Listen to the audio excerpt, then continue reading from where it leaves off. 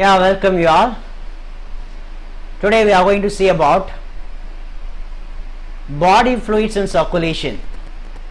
So in body fluids and circulation, what are the things we are going to see?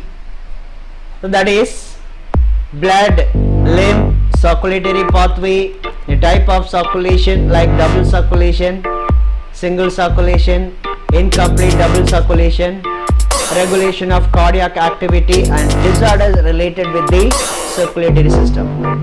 So all these things we need to see. Anyhow, today we will see about the body fluids and its components.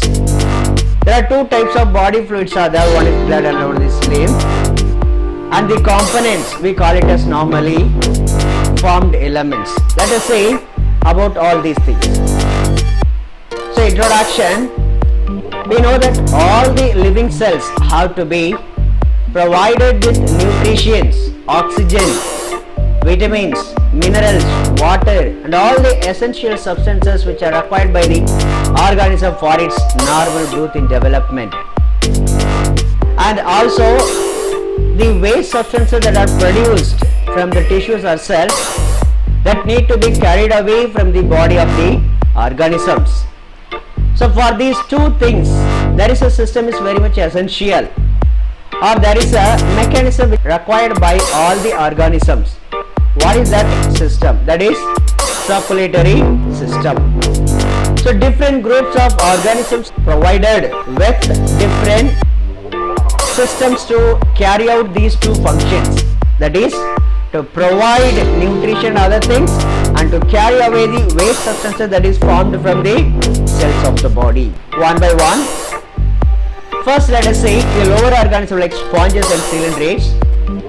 They are having very simple type of. The sponges, if we see the first image, you can see at the base of the sponges, the person is injecting something, that is dye, which is being coming out through the large hole that is present at the top.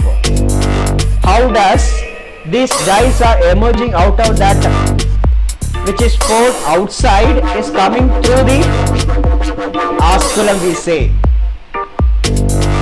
The person is injecting the dye outside the body of the sponges, but it is coming through the body outside. How does it happen? It is occurring through an important structure that the sponges are provided.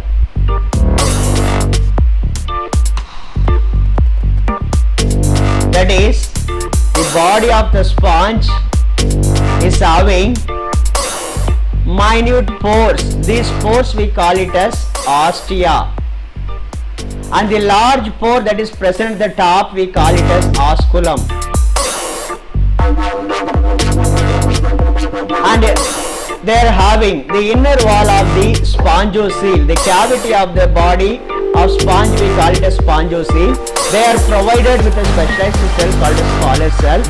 They frequently they will be waving.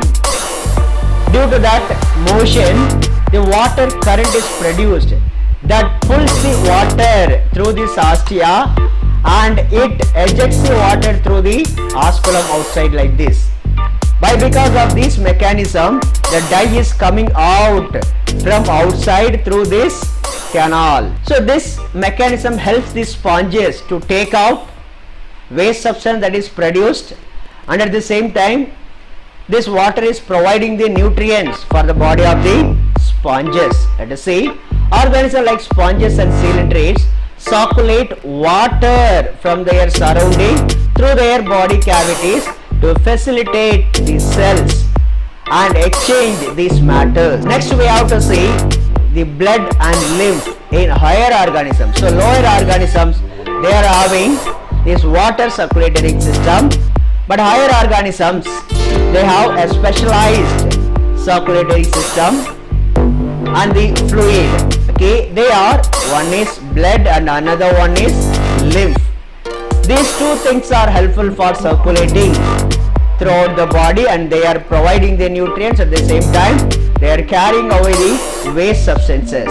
So blood, it is the most commonly used body fluid in higher organisms including human beings.